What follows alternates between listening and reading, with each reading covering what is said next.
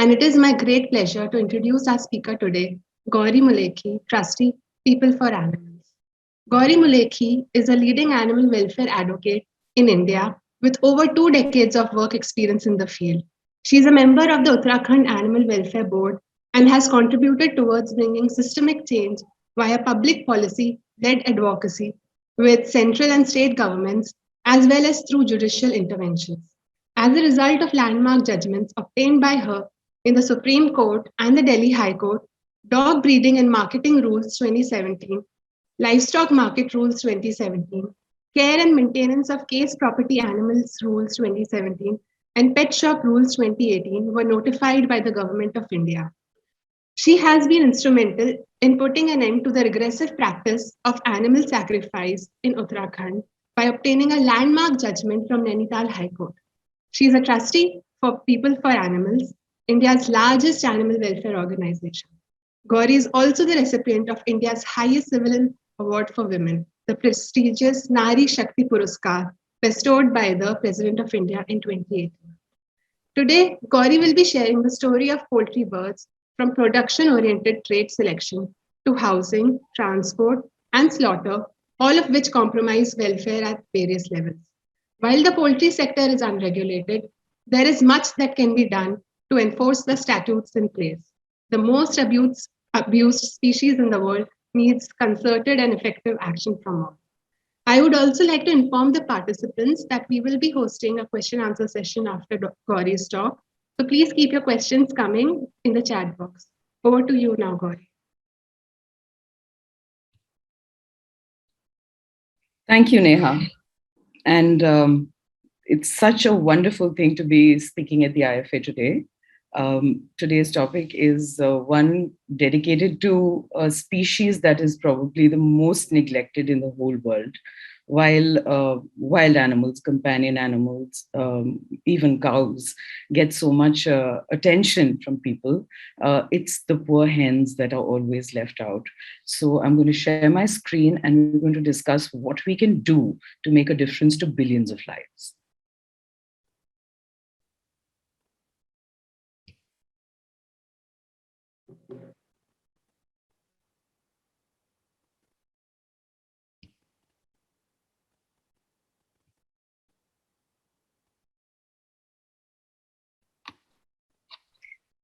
So as we can see, they're beautiful creatures, and how they started to be is by being how nature intended them to be. The red jungle fowl is actually the original natural hen that was a prey species appearing in the wild, and it could live for 5 to 15 years. It's still available. I mean, it still lives in the wild, lays about 40 eggs in a year. Very beautiful, happy creature, has about 40 chicks and raises them with a lot of affection. It's a very intelligent bird. But when humankind started to find some use for these birds and wanted to maximize that use for the purposes of eggs and meat production, they started to, change them. We'll see how. But there's some natural behaviors that have not been changed, and they exist both in the red jungle fowl and in all kinds of, poultry birds available that we can see around us in the markets and anywhere we see. So the first thing is nesting. Nesting, basically egg laying, is a very private moment for a hen, and it likes to do it in secrecy. It has a very typical behavior of digging a small little place or making a nest and in secret going in nesting over there. They love to dust bathe, that is to remove insects and just as a social activity also, remove mites from their fur and skin in to keep them nice and shiny, they do a lot of dust bathing. They also have claws, so they have to perch on something. They cannot sit on flat ground or wire cages all the time. They need to perch. They need to hold on to something, and they love to forage. That's how they pass their time most of the time, and also for their nutrition. They like to peck and see what insects or what little pebbles they can eat to nutrition themselves. This is what humankind did. We started trait selecting them. The higher egg-laying hens, were mated with more egg-laying hens which are giving higher production of eggs, and the ones that were putting on weight very quickly were mated with more hens which are putting on weight very quickly. And over centuries, this trait selection happened, and we developed two distinct varieties. One is called the layer hen because it lays eggs, and the other is called a broiler because it puts on weight very, very quickly. Like in the red jungle fowl puts on 2 kgs of weight probably in 7 or 8 months, but a broiler hen puts on that kind of weight in just 1 month, and it's ready for slaughter. So it's economically viable to have these varieties, which are basically just the same hen, just trait selected. And through the trait selection, they have gotten other traits as well, such as the white color that we see, and they lose all their plumage, the beautiful plumage that we see in the red jungle fowl. However, the natural behaviors remain the same. These birds, the layer and the broilers, they still like to forage and dust bathe and nest and perch and all kinds of social activities that they do, intelligent birds that they are. Let's focus on layer birds first, and then we'll talk about broilers. So layer hens are kept in battery cages. That is probably the one thing that compromises their welfare the most throughout their egg production life. Now, in the nature, red jungle fowl we saw live up to 15 years, but a layer hen is slaughtered at the age of 1.5 years. Till 1.5 years, it lays an egg a day. Like every single day it lays an egg, and has very painful reproductive disorders. And most of these birds, especially for commercial egg production, are kept in battery cages. Their babies never see their mothers. It's also said, and researchers have proved, that hens actually talk to their babies when they are inside the eggs. They can communicate and say stuff to them. So it's a very emotional bond between a hen and a chick, just like it is between a cow and a calf, or a buffalo or a calf, or a human and a child. The same thing. But their chicks never see their mothers. The female birds are kept for laying eggs, but the males are all crushed and burnt or destroyed or whatever. And there are 100 million of them every year that are killed because they are commercially useless. They wouldn't lay eggs, of course, so they are of no use to the industry, and they are discarded in the most gruesome, irresponsible, cruel, and violative of law manner. Housing system, like we said, is the biggest fight that we have put up across the world. The European Union has now phased out battery caging system. A lot of states in the United States of America have phased out battery cage systems, but in India, we're still fighting against it. These are the conditions in which layer hens are kept in more than 80% of the egg-laying farms. And this is where your egg basically comes from a slave factory. There are other concerns also for layer birds.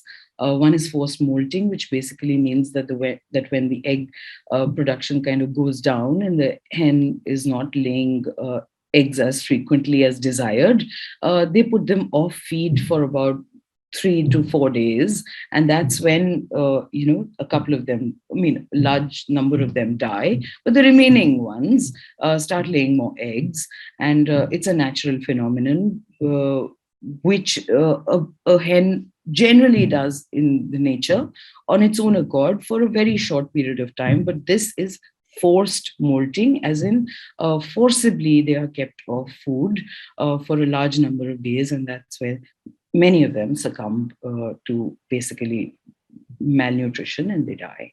Debeaking, all kinds of small chicks. Their beaks are not like nails. They are basically very sensitive organs, and they are the interface of the hen between the hen and the environment around her. So she wants to touch things and see things and smell things. It's all with the help of the beak, but it is cut off with hot iron without anesthesia, and sometimes it leads very, very bad sores, which also can be deadly if it gets infected. A large number of hens die because of that, but all of them suffer because of that.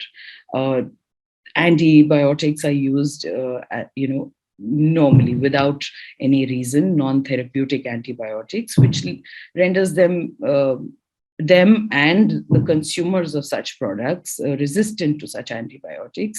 And why are they used? Because the hens are kept in very dirty conditions, and if they're not force-fed these non-therapeutic antibiotics, they would probably just get diseased and die. Rather than cleaning up the housing system and making it more congenial and friendly and safe, they would rather find it cheaper. The industry finds it cheaper to just stuff them with non-therapeutic antibiotics. Of course, the male chicks, the way they are ground to death or drowned to death or burnt to death by the millions is probably the most heinous activity, I would say, for this industry. We're going to show you a comparison between the two housing systems, the battery cages and the deep litter system, and how the hens behave in these two systems. The short video will bring out the difference in a very simple manner. 67 billion land animals worldwide are raised for food. 57 billion of these are only poultry birds. Majority of these poultry birds are raised for eggs, and they are kept lifelong in battery cages. Today, we are in Dehradun at a poultry farm to show you what a typical battery cage farm is like.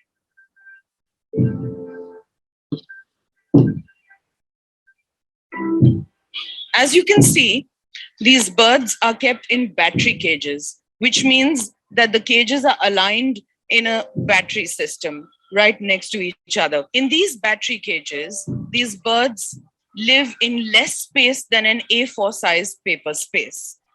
Their bodies are constantly getting rubbed against the metal wire mesh. You can even hear how noisy they are. That's because of the stress level being so terribly high. The laying of an egg is an ovulation function of the female bird. She would lay an egg whether she's happy, sad, stressed, or not. Here, since they are living on an inclined jali, the egg just rolls off onto this pocket. There is perhaps a conveyor belt, and they watch it go by. It's like women prisoners menstruating in jails. You can see the necks of these hens, which are terribly bruised because they have to stick their necks out to eat this grain outside. They're also pecking at each other because of this intensive confinement. They are hurting each other because of sheer stress and frustration. So this is your sunny side up. However, there's no sunny side in it for the hen. Standing here is a little difficult because it smells horrible in here. And when they stand on the wire mesh for their entire lives, sometimes their nails overgrow so much that they permanently get entangled with the mesh. And when they are finally being depopulated and removed from these cages and being sent for slaughter, their legs have to be cut off. That's pretty normal here. Here is a cage-free facility where egg-laying hens are kept. You can see how quiet this place is. The hens are not looking stressed. In fact, some of them are looking curious and they're walking towards me. They are free to walk. Their coats are healthy. Their feathers are perfect. And they're not making that kind of stressed sound that we could hear in the battery cages. And here we have some of them trying to peck at me, which is so good. And here we have some of them coming here to say hello. And this we did not see in the battery cages at all.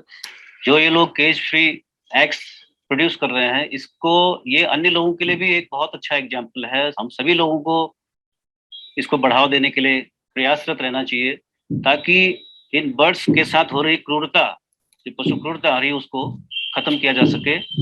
After all ये unhuman प्रक्रिया है, क्योंकि हम उनको पूरी life में एक छोटे से A4 साइज केज में उनको पैक करके उनसे एग ले रहे हैं. वो कभी खुश नहीं रह सकता. उस एग को खाने वाले कैसे खुश रह सकते हैं? They deserve some respect and some quality of life, which they are getting in a cage-free environment, such as this, but definitely not in a battery cage. Having access to a nest box is very important for a bird. It lays the egg or ovulates in a private section of a cubicle, which it has access to in a cage-free environment, not in a battery cage. मुझे 17-18 साल हो गए हैं battery cage करते हुए. Cage free करते हुए 20 साल लगभग हो गए. तो दोनों चीज साथ में चल रही है. बस बैटरी केज में यह है कि ज्यादा इन्वेस्टमेंट होता है और केज फ्री में कम इन्वेस्टमेंट में काम हो जाता है. मुर्गी खुले ढंग से रहती है, खुश तरीके से रहेगी. केज में थोड़ा सा जो है मुर्गी को मुश्किल हो जाती है. बैटरी केज में रखने का मतलब तो ये होता है कि एक तो बर्ड ज्यादा आ जाता है, उसमें मुर्गी जो है कम जगह में ज्यादा मुर्गी पल जाती है. केज में जो बर्ड रखना और खुले में पालने का फर्क है, लेकिन बशर्ते रेट अच्छा मिले तो. देहरादून जनपद में पशु क्रूरता रोकने के लिए हम जो लेयर बर्ड्स में केज में रखते हैं, उसको कम करने के लिए डीप हीटर सिस्टम हम प्रोत्साहित कर रहे हैं. आप मुर्गियों को केज फ्री में रखें, इससे मुर्गियों के प्रति जो क्रूरता जो लोहे के पिंजरे में होती है वो नहीं होएगी. मुर्गियां आराम तरीके से रह भी पाएंगी, स्वच्छ तरीके से हेल्दी मन से वो अंडा भी देगी. और उस अंडे की कॉस्ट जो है आप मार्केट में या अंडे की कॉस्ट को आप कहीं पे भी आप बिकवाना चाहेंगे, हम आपके साथ में खड़े हुए हैं, आपको डबल इनकम करके देंगे. बस आग्रह है कि मुर्गियों की क्रूरता को आप रोकें और केज फ्री को आप अपनाएं, ताकि जो है आप बेहतर तरीके से अधिक मात्रा में स्वस्थ तरीके से आप अंडे प्राप्त कर सकें.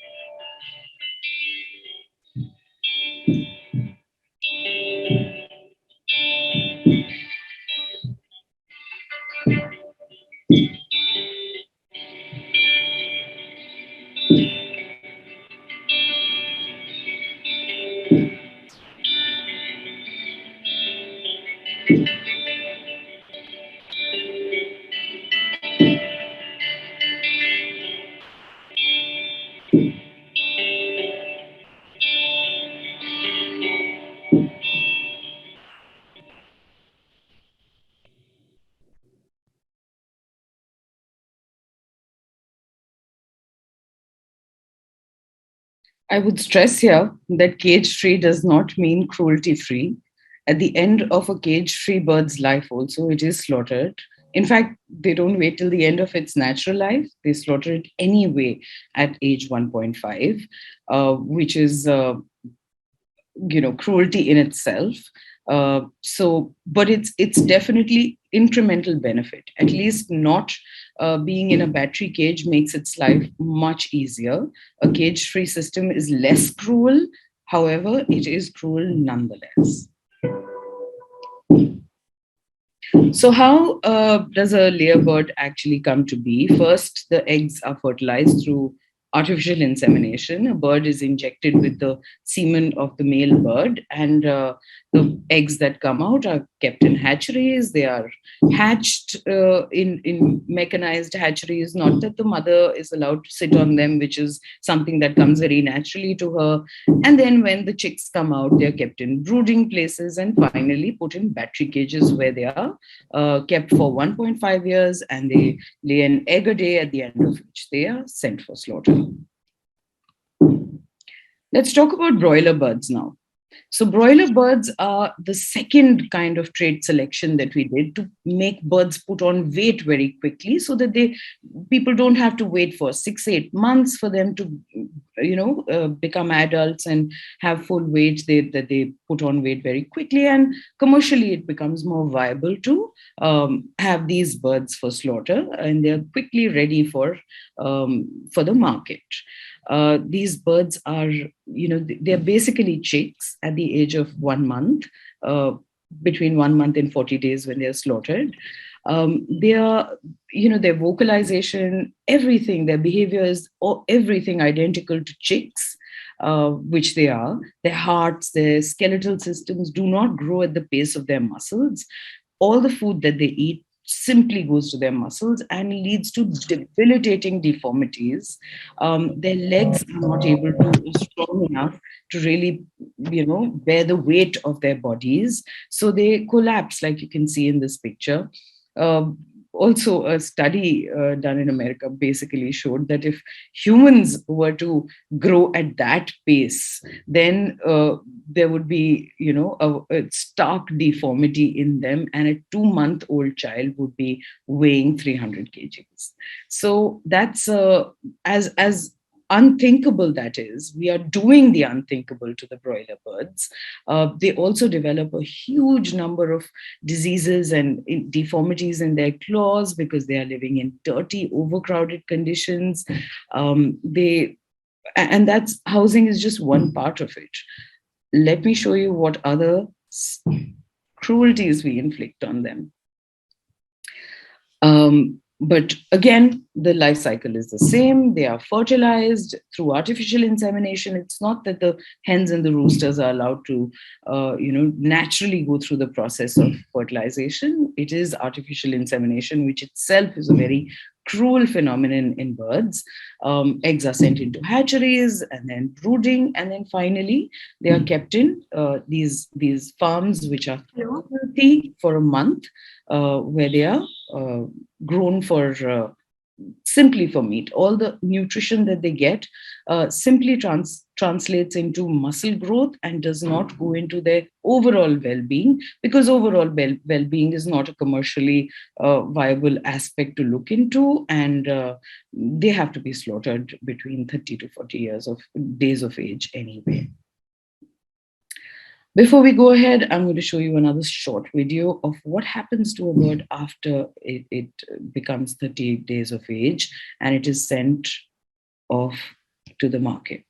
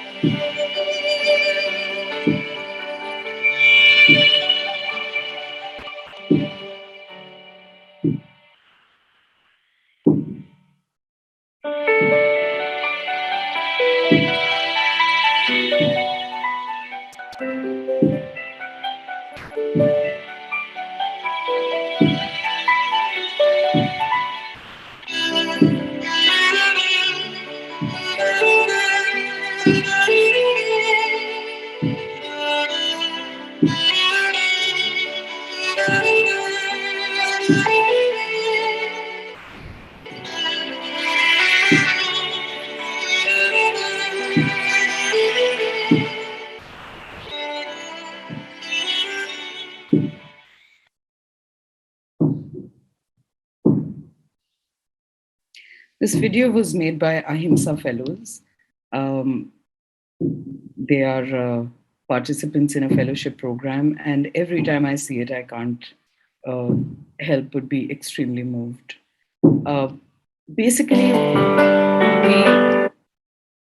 we have, commercialized these birds and objectified them so much that we refuse to see, or sometimes we refuse to acknowledge that these are actually creatures that are intelligent, they can feel pain, they can suffer, and how. We transport them in the most heinous conditions, and even the most active of our animal welfare people probably just find it, too difficult to deal with the situation of poor bird transport, and we look the other way because, oh my God, I can't see that. So this carries on, unchecked, despite there being specific laws under the Prevention of Cruelty to Animals Act for transport of poultry birds. This is hardly ever checked, and it's a pity that we allow transport of birds and handling of birds and slaughter of these birds in complete violation of the law. While to ban battery cages, the fight is still on and the jury is still out on it. But the broiler birds have very strict regulations, the enforcement of which is in our hands as much as we can do. If only we can stop thinking of them only as food, if we can stop thinking of them as dog food, if we can stop thinking of them as, just lesser beings than dogs or elephants or tigers or cows, we'd probably notice that they are beautiful, intelligent creatures. Each one of them has a personality, and we just crush it so bad. We have made some progress. So let's talk about the upside now. The Uttarakhand High Court, in a petition which I filed, banned battery cages and gave strict directions for implementation of the transport of animals rules to the extent of battery cages, etc. And specifically said that when hens are kept in cages, they must be getting enough space to stand up straight, to spread their wings, to turn around, and to have access to a nest box. That is so much better than being kept in a barren wire cage, which basically measures less in size than an A4 sized sheet of paper. So this judgment was given, but similar matters are pending before Delhi High Court as well. Hence, the Honorable Supreme Court stayed the enforcement of this judgment till the matters are finally decided in the Delhi High Court as well, and then it would be taken up. The Animal Welfare Board of India, since there were 4 petitions filed, among them 3 were from FIAPO and 1 from People for Animals, and they were finally heard before the Supreme Court in a transfer petition filed by Animal Welfare Board of India. And the Supreme Court said that the rules need to be framed under Prevention of Cruelty to Animals Act for keeping these birds in a humane manner. But these rules have not yet been formed. We are still struggling for that in courts. And one such matter where this is being debated is in the Delhi High Court in the matter of People for Animals, Hyderabad and Secunderabad versus Union of India, where the Delhi High Court gave instructions that henceforth no new battery cage farms can be established anywhere in the country. And this direction was given in 2018. So no new battery cages means that whatever was there earlier can continue to operate. But if a person takes a complaint to the police that it is violative of Section 11(1)(e), then it would be up to the magistrate to decide whether it's cruelty and whether it's demonstrable. However, we got an interim order. The final hearing is yet to happen, which will hopefully ban battery cages altogether in this country.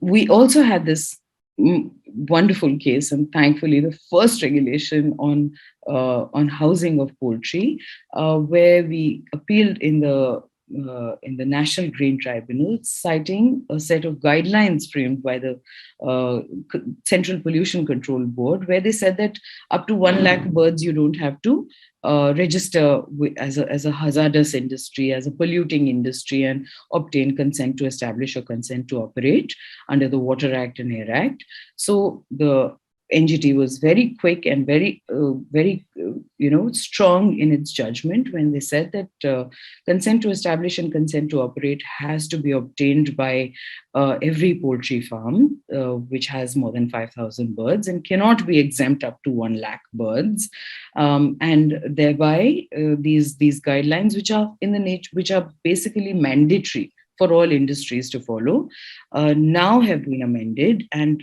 any poultry farm which has more than 5,000 birds has to get itself, has to obtain a consent to establish and a consent to operate from the State Pollution Control Board.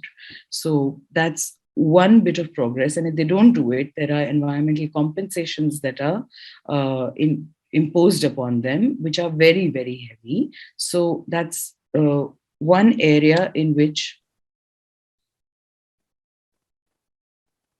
we have gone a step forward. So the guidelines have actually just come out, and it'll be great if YAPO can also exhibit on their website, or you can just look it up online. And if there is a poultry farm in your city, in your district, in your neighborhood, in your state, and if it is causing pollution, if it's not registered with the State Pollution Control Board, if it does not have consent to establish, consent to operate, please report it, give a written complaint. That is something that you can do. Basically, if you just know about all the cruelty and you sit at home and do nothing about it, the world will not become a better place. And in fact, we'd be worse off with the guilt of not being able to do anything. So here we've curated some things that you can do, actually. The one, like I said, you can complain to the State Pollution Control Board. A lot of non-therapeutic antibiotics are used on birds. So you can, under the Drugs and Cosmetics Act, you can inform the chief drug inspector of your district in case you can establish use of non-therapeutic antibiotics. And you'd see these little vials of antibiotics or antibiotics pre-mixed with the feed commonly in poultry farms. You can also report slaughterhouses and meat shops that are slaughtering birds without really a license for a slaughterhouse. A license for a slaughterhouse is a complicated business, requires not only a license from the Food Safety and Standards Authority, but also from the State Pollution Control Board. It's a very hazardous activity. It is a red category activity under Water Act and Air Act. Cannot be done in open shops, in chicken cokas, in roadside shops, or even in closed shops. It has to be done in a place where there is provision for lairage, for stunning, for keeping the birds that are not being slaughtered away from the one that is being slaughtered. So one animal is not being slaughtered in front of the other.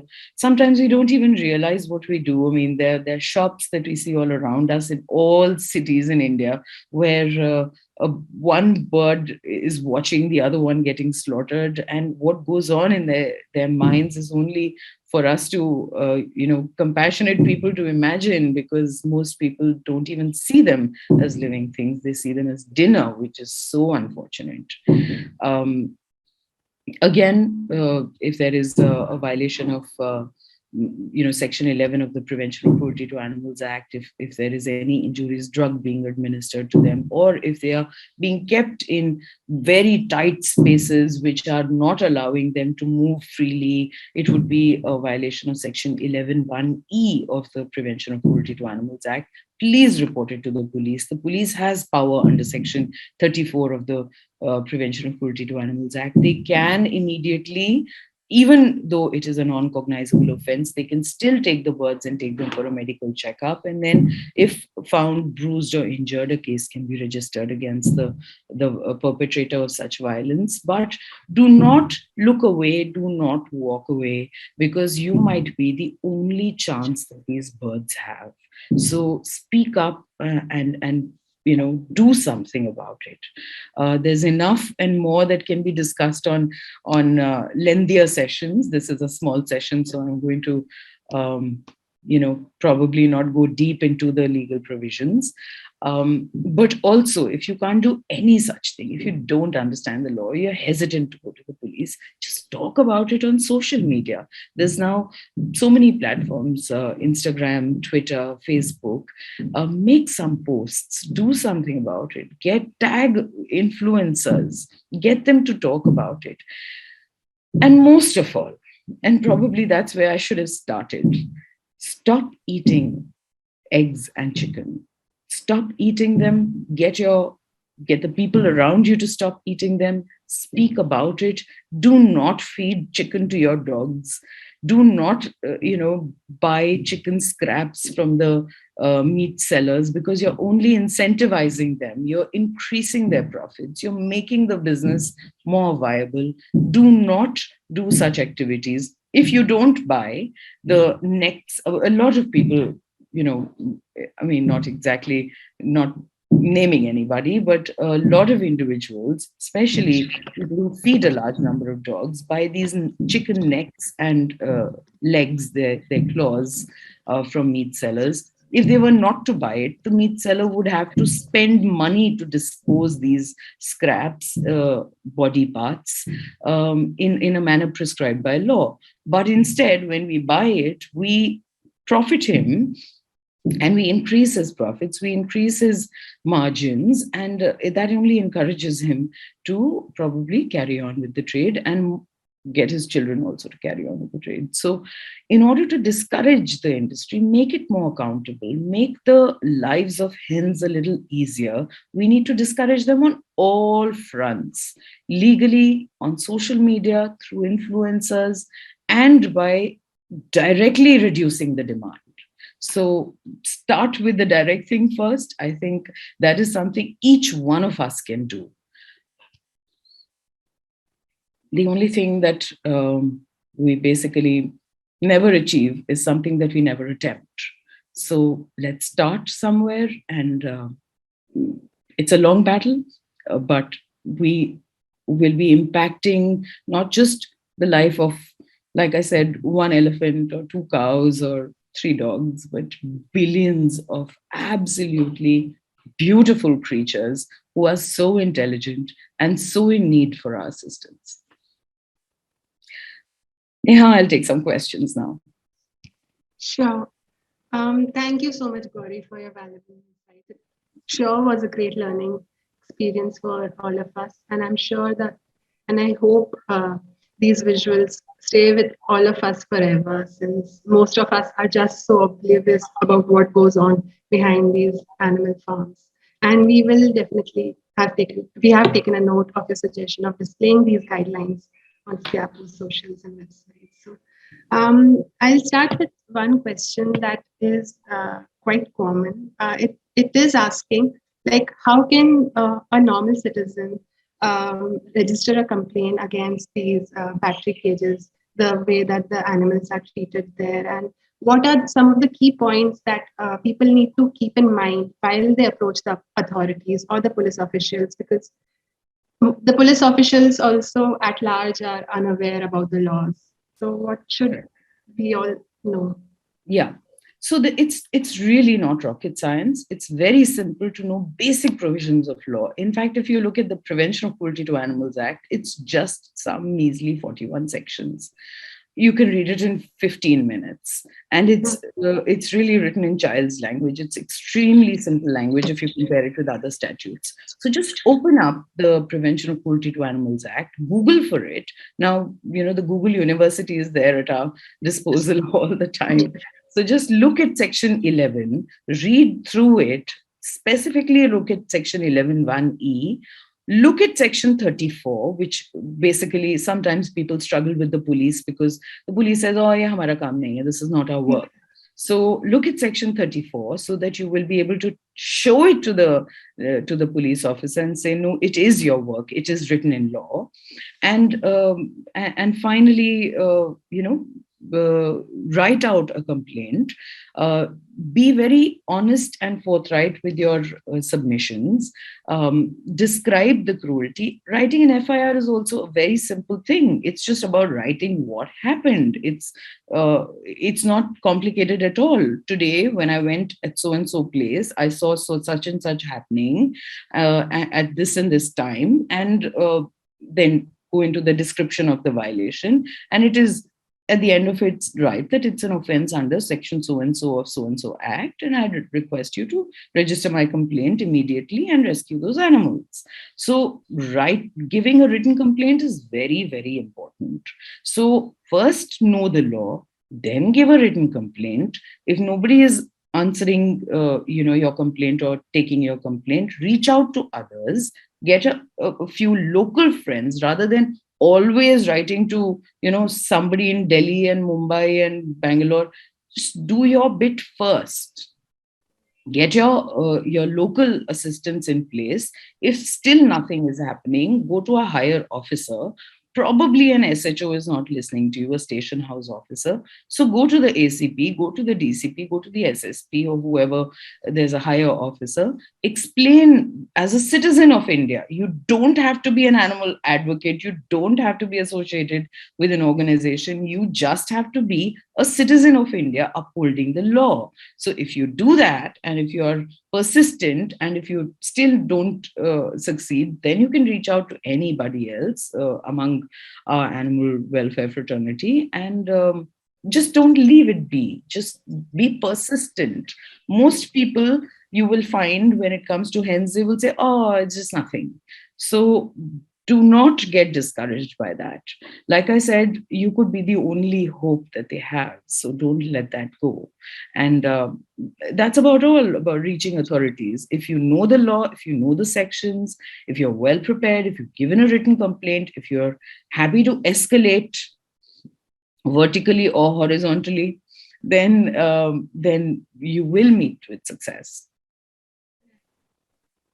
Okay, there is another question which asks that besides affecting the general animal welfare, the system of egg production, does it affect public and environmental health as well, and how does it?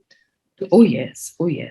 In fact, how it started was many years ago, we started getting a lot of complaints, written complaints of people living close to poultry farms who complained about fly infestation, because when these hens sit in battery cages, all their poop gets accumulated at the bottom.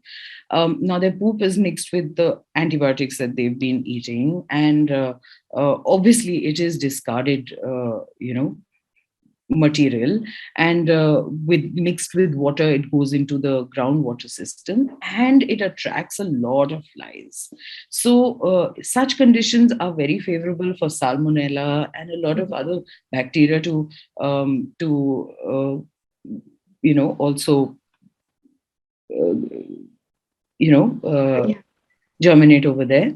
And otherwise, it's a nuisance, because the ammonia that spreads, that is emanated from these poultry farms, because just like cow poop has a lot of methane coming out of it, chicken refuse emits a lot of ammonia, and that again is a very harmful drug. People who work in poultry farms, people who live around poultry farms suffer from diseases and even corrosion of metal objects in their homes because of the ammonia being emitted from poultry farms.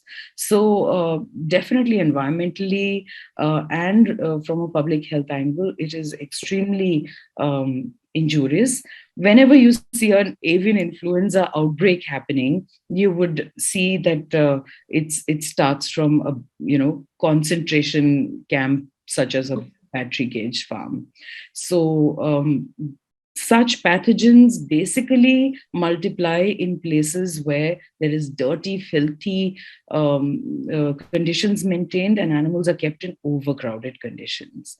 So, and of course, when it comes to environment, the NGT order is self-explanatory. It's a brilliant order where the court goes into the tribunal goes into very great detail about how the industry is actually very, very polluting and must be regulated under the Water Act and Air Act in India. There is a MIRI report, which is basically a government report on how poultry farms are violative of the environment norms, and also a Law Commission report of India, which stresses on how they degrade the environment, besides really massive cruelty. These are basically concentration camps, and no less than a Holocaust happens to them every single day. Okay. Adding on to the bit that you said that people complained about physical ailments originating by living near these cages, there's this question a person asks that do the employees of such animal farming industries also end up with mental health issues? Do you think this affects? Oh yes, that link is so unmistakable. I'll give you an example. There is a place called Ghazipur in Delhi, in the East Delhi, and it's a little black hole in the city where among the dairy and the slaughterhouse for large animals and the livestock markets and everything else, and a big trenching ground, there is also a place which is a poultry market. While it was supposed to be a livestock market for live animals, it is now a huge, big, dirty, filthy slaughterhouse where more than 2 lakh birds are slaughtered every day. And how they slaughter it is, since I'm on the slaughterhouse monitoring committee, I have to almost every 6 months make a report on the whole place. And every time I go, it's just these people have lost their mental balance so much that they don't even slit the throat of the hens to kill them. They just catch them from the legs, from their claws, bang them against a wall, probably a couple of times, and then throw them into a heap of half dead birds. After that, they wear polythene bags on their shoes. And this is all documented. We've got videos of this, which are just way so disturbing. So they wear polythene bags on their shoes, and then they walk on those half-dead birds so as to squish them to death. So no sane person can do this. No person who is in his right mind would inflict such heinous cruelty on absolutely defenseless chicks. These are 1-month-old baby birds who have been trade selected to put on abnormal weight. And then they are crushed to death in this dirty fashion. It is only the mind of a very deranged individual.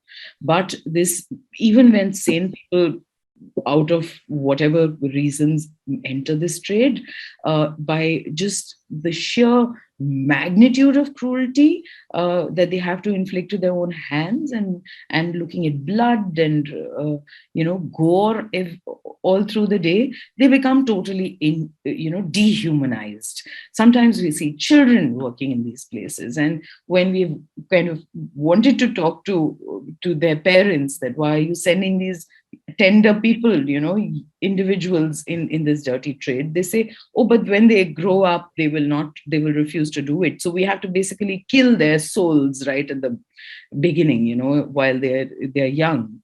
So that's what goes on in this industry. It is very, very sad, but completely linked with no normal human being with a humane outlook or a responsible citizen would even think about the cruelties that are inflicted on these birds.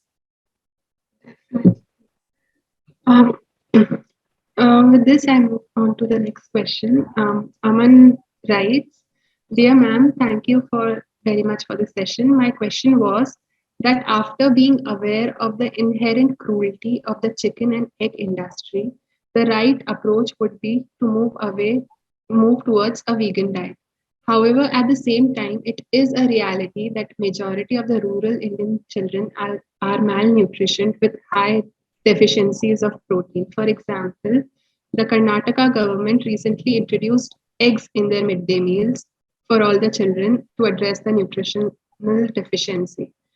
So, do we reconcile? How do we reconcile with these two harsh realities? And what's your stand on this issue? So any government makes only those policies that people want them to make, because a government is elected by the people. So if there are enough people, probably there's industry pressure, industry as in the poultry industry, which is vocal enough and is strong enough to go to the government and say, oh, but the egg is so much protein, you must add it to the midday meal.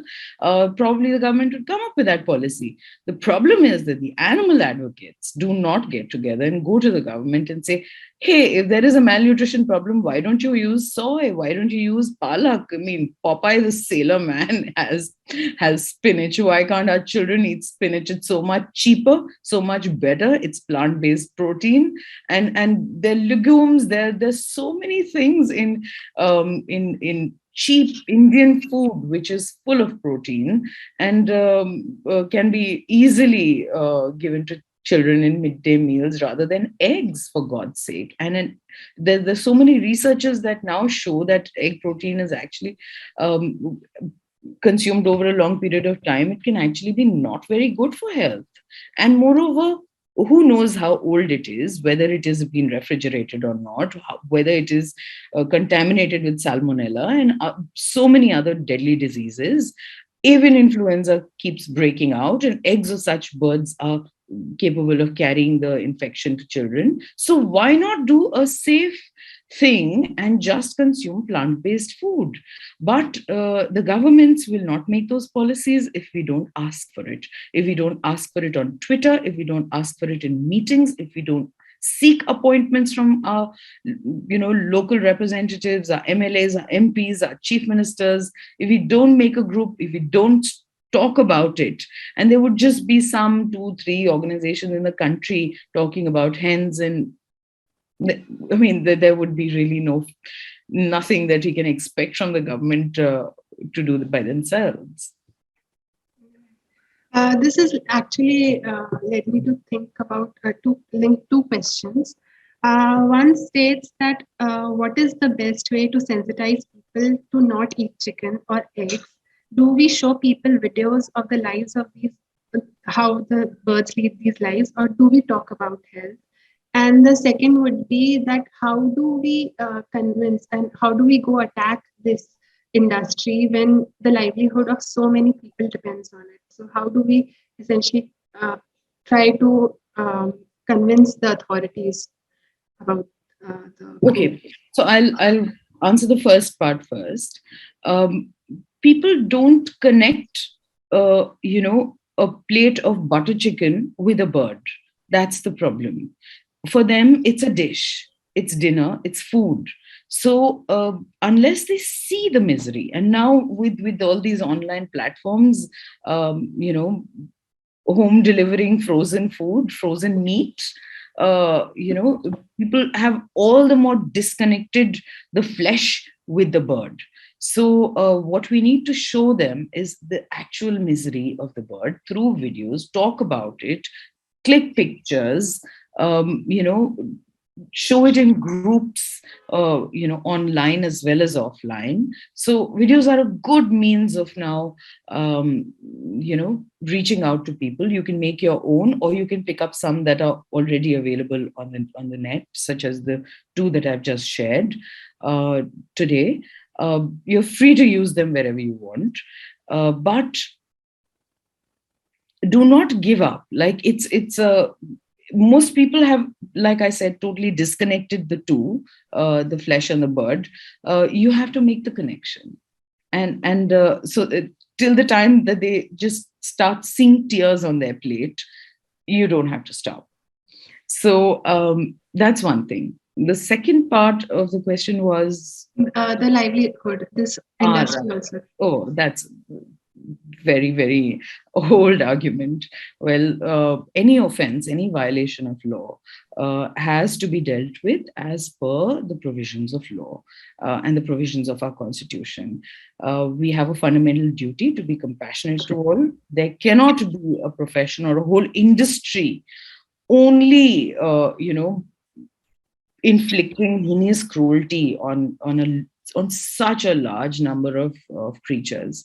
So there is a law, that Prevention of Cruelty to Animals Act. If it affects livelihood, so be it. People can always find other means of it. It's not that it's a massively high-paying job or what. I mean, these people are basically unskilled laborers, and moreover, most of these battery cage farmers are not really poor people. They, in order to, you just heard in one of the videos where the farmer was actually saying that the cost of establishing a battery cage is really high, and they have to take bank loans and this, that, and it goes into several lakhs. So it's not that it's a very poor person and cannot do anything else with himself or, to earn money. If it is a violation of law, it is a violation of law. Livelihood cannot be an argument for it. I think we have reached we don't have any more questions for now. So I guess we have reached the end of the session. I would like to thank Gauri for taking out her valuable time for coming to speak for us today. And thank you all to the participants also for joining. We will resume again at 1:45. So please rejoin our sessions at 1:45 in the auditorium. Thank you all. Thank you, Neha, and thank you, everybody. Bye-bye. Be nice to hens, please. For sure.